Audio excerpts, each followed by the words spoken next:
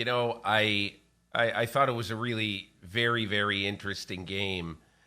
And, I stayed up. I never should do this, but I was just curious to see the interviews afterwards on Amazon Prime Video and watched a succession of Eagles come in and the analysis of it. And I just kept thinking to myself, I've never seen a team get attacked so much for being 2-0. Winning a tight game at Foxborough, which is going to be, I think, is going to be the way anybody's going to have to win at Foxborough all year. And then scoring 34 points at home, forcing all the turnovers. And look, they're the beneficiary of Justin Jefferson's mistake on the worst rule in the NFL. And I get it. But I just kept thinking to myself, the old Bill Parcells-ism.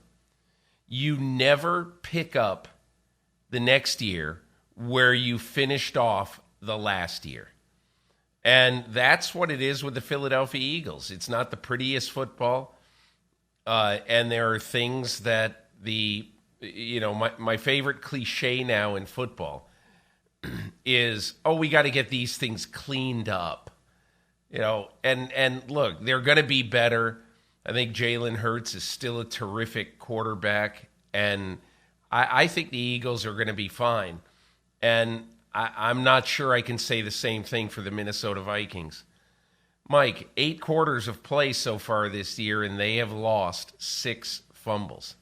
Some teams don't lose 6 fumbles in a season. And now it is, whatever it is, September 15th, and the Vikings have already lost 6. And oh, by the way, nice fixing the run defense, Brian Flores. I mean, the Vikings, Mike, I know you love the Vikings. You grew up with the Vikings, but, man, that's going to be difficult this year if they don't play a little tighter on defense. One of the things that irritated me after the game last night, seeing all the tweets praising Kirk Cousins and Justin Jefferson for their statistical achievements through the first 2 weeks of the season. 5 days, Sunday and Thursday. Incredible numbers. That's great. That's a fantasy football bastardization of what football is all about. They're 0-2. Yeah. That's the only stat that matters. That's all they care about. They don't care about their stats, not in that way, not when they're in the thick of it. Stats are something to talk about when the season's over. I understand that we pay attention to it because of fantasy football, because we want to know who's good, who's not good, who's doing well, who's not doing well. And it's an illustration of how successful the Vikings could be if they manage to hold on to the football. But the only stat that matters is points scored versus points allowed, determined on a one-game-at-a-time basis. That's how you win in the NFL. And the Vikings, for everything they're doing well offensively, they're doing a lot of things poorly on both sides of the ball. And you mentioned the run defense. The Vikings had the Eagles frustrated and irritated. The fans were booing in the first half. And as the Eagles figured out on the fly what was going on, similar to what happened on Sunday when Baker Mayfield and the Buccaneers figured out what Brian Flores was trying to do with an overmatched group of players. The personnel is not great. Brian Flores is trying to make something out of it. Once the other team figures out whatever the plan is for a given week, they pivot. And what the Eagles realized is, hey, we can run all over whatever Flores is trying to do. Let's just run the ball. Let's pound them into submission. They had DeAndre Swift healthy, Kenneth Gainwell out for the game, and Swift has 175 yards on 28 carries because every time he gave him the ball, off he went. Big chunks, unstoppable, methodical, long drives, shoot up the clock. It's amazing as many points were scored between the two teams as we saw, given the Eagles' ability, once they realized what was going on, to just run. Now, a long run like that is the kind of thing that would keep the clock moving. But there were some moments where the Vikings just could not stop the Eagles. And I'm amazed any of those defensive players had any gas in the tank by the time we got to the end of the game, Peter. Yeah, I agree with you, Mike. And I think, the Philadelphia Eagles last night, let's talk about DeAndre Swift. I think one of the things that happened in this offseason is that Howie Roseman had a decision to make. And that decision was whether to bring back and whether to pay Miles Sanders. And I think Miles Sanders very likely was extremely disappointed that the Eagles were not going to give him a representative contract. And I don't know what the negotiations were, but obviously he's gone, and he left in free agency, and they had to deal with, the leftovers. And I mean, that's not a nice thing to say about other players, but the fact is, when Kenneth Gainwell gained 112 yards in the playoff game against the New York Giants, to me, anyway, it rendered Miles Sanders not as important in an offense when you got to pay 2 wide receivers market value, you got to pay tight end market value, you got to pay center above the market, you got to pay 2 tackles market value. You just don't, and you got to pay people on defense. There isn't enough to go around. And so what does Howie Roseman do? After the draft, in which the Detroit Lions take Jahmyr Gibbs in the first round, DeAndre Swift wants out, and so they accommodate him. They trade him for a 4th-round pick in 2025.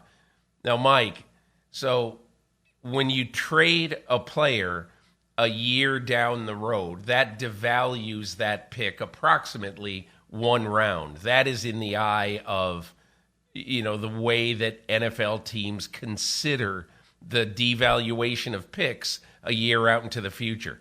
So I went last night and I looked at where the Eagles picked last April and devalued it 1 round and figured out that they now are going to be giving the equivalent of the 165th pick in the draft in 2025, even though it'll be slightly higher, but it's devalued, as we said. The 165th pick for a running back who gained 175 yards last night and really was the most important player on the field for the Philadelphia Eagles. So, look, Howie Roseman can't lose these days. The general manager of the Eagles, that is a great trade, not a good one. That's a great trade. And DeAndre Swift showed that he can run inside and outside, and he's going to be a real valuable piece to this puzzle this year. And it's an illustration of why running backs can't get paid. There are so many running backs out there that can do what DeAndre Swift did last night. Nothing against what he did.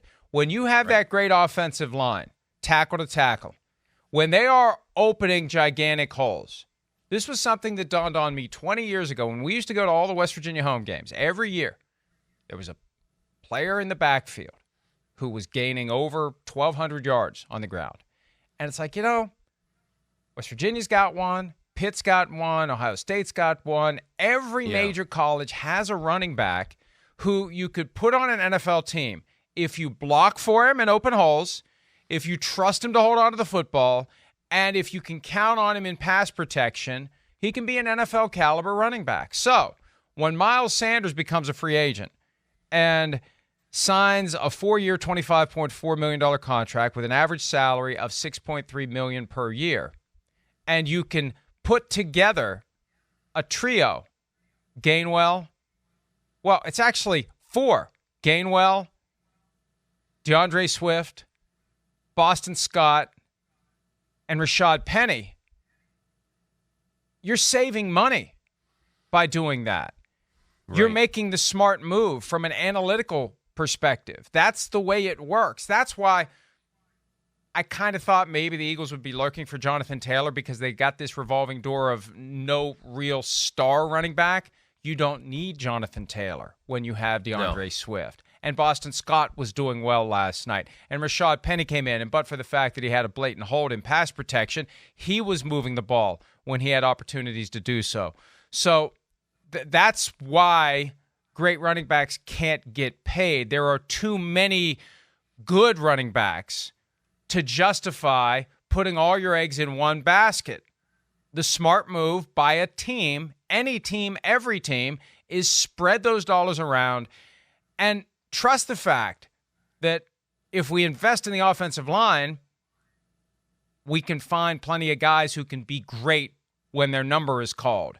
And it goes from Gainwell to Swift.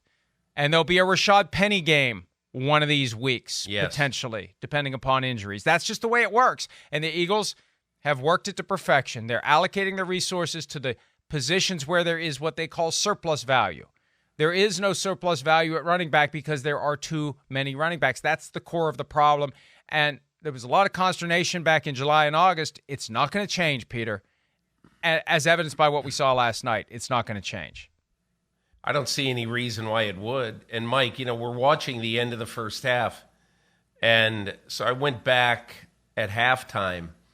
I added everything up. In the last 11 minutes of the first half, the Eagles rushed 17 times for 100 yards, 1 touchdown and 1 long field goal.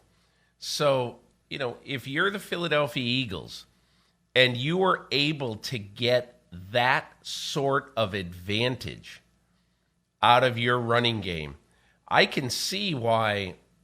And look, A.J. Brown obviously ticked off on the sidelines. He's not getting the ball enough. It was just one of those games, A.J. And if you can beat teams up running the ball and run for over 200 yards and totally control the clock, classic game of clock ball.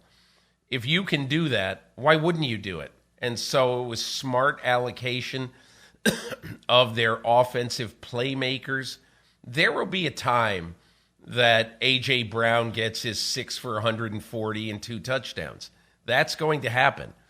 But Nick Sirianni, Brian Johnson, they did their job very, very well last night. They read this football game. And on a night when you're playing the best wide receiver on the planet and you're playing a fairly hot quarterback, on a night where you face those two things, you want to give them the fewest possessions possible. That, ladies and gentlemen, is why DeAndre Swift ran it 28 times last night. And here is Nick Sirianni, head coach of the Eagles, explaining the decision to pivot to and lean heavily on the running game, fueled in large part by DeAndre Swift on Thursday night. Yeah, you go in thinking, hey, they're doing this, and you're trying. The good thing about us is you're always trying to put the players in the best position to succeed while also doing what you do well. And what we're fortunate enough to be able to do is that we do run the ball well and we do throw the ball well. And we were able to do what, in those scenarios, you're able to do, either one in those scenarios. And so we went in with the notion that we were going to run it a little bit in that set, and we did. And that's a credit to the offensive line and DeAndre, who was getting the bulk of the carries right there. And look, that's why A.J. Brown may have become frustrated, because he may have thought this is a night, based upon the game plan, based upon what they did in practice, he's going to see the ball a little bit more. Everybody wants to have a big game in prime time when everyone else around the NFL is watching, but they pivoted away from what wasn't working to what did work. And when it works, you keep doing it. You keep running it. There are a lot of coordinators out there that won't call the same play twice in a given game. Well, if it worked the first time, why won't it work a second time? And if it works a second time, it'll work a third time. And you just keep doing it until they stop it. And you find a groove, and they needed that. The Vikings still scored 28 points with limited opportunities because the Eagles decided to go into that run the ball mindset. And Peter, I was doing a little math here on the fly. This is the prime example of why running backs are going to struggle to get paid. And DeAndre Swift is going to be in this predicament after the season because he's due for free agency. And even though he's a Philadelphia guy and the Eagles were kind of lurking and they, were on draft weekend, that we can get DeAndre Swift once the Lions spend the 12th overall pick on Jahmyr Gibbs, and they've paid David Montgomery in free agency. We can bring DeAndre Swift home. Another Georgia guy for Howie Roseman, a Philly guy for Howie Roseman. But it's going to be, bye-bye, DeAndre, thank you for the great year, but we're not going to pay you $7, $8, $9 million a year. No, not when they can do this, Peter. And I've added up the cap numbers while we've been discussing. A little multitasking here, but it's an important point. Kenneth Gainwell, DeAndre Swift, Boston Scott, Rashad Penny. Now, mind you, Miles Sanders making $6.35 million per year on a 4-year deal in Carolina. The combined cap numbers for those 4 players, Gainwell, Scott, Swift, Penny, $6.009 million for 4 guys combined. That's why running backs can't get paid. That's why the Eagles did what they did, and that's why DeAndre Swift is, in all likelihood, a 1-year Eagle. And they'll find somebody else next year. Yeah, Mike, I'll tell you, the last night at the end of the thing, obviously I stay up. I'm noodling on a few things, and I just looked at the Philadelphia Eagles run game right now. And look, after 2 games, Jalen Hurts only has 2 touchdown passes. But the Philadelphia Eagles in 2 games have rushed for 356 yards and 4.9 yards a carry. And I only bring that up because I think at the beginning of this year, when I went to training camp, I thought this is a team that's going to throw for 5,000 yards. Still might. And this is a team where the running game will be good enough. Look, the running game right now is the star of the show of the Philadelphia Eagles. And you know what that is going to do? Very simple. That is going to make defenses that play the Philadelphia Eagles know now that if we are too myopic to try to take Jalen Hurts and Smith and Brown and Goddard out of the game, if we're too pass-centric, we're going to get drilled just like the Minnesota Vikings did. So I don't look at last night and the first 2 games of the season in a negative way for the Philadelphia Eagles. Would you like them to be crisper? Would you like there to be... There's been a surprising amount of pressure, in my opinion, on Jalen Hurts. So would you like that to be better? Absolutely.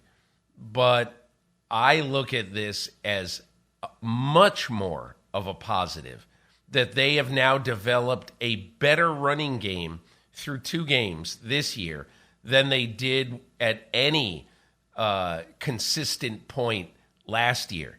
So if I'm the Eagles, I'm not discouraged. I'm, in fact, encouraged. Well, the Eagles benefit from a schedule that has winnable games early where they can find their footing. Look, Jalen Hurts took the league by storm last year. Defensive coordinators had 7 months to study what went right last year for the Eagles and to come up with ways to maybe counter it, and they have. So the Eagles have been countering on the fly, and they've been scoring enough points to win games.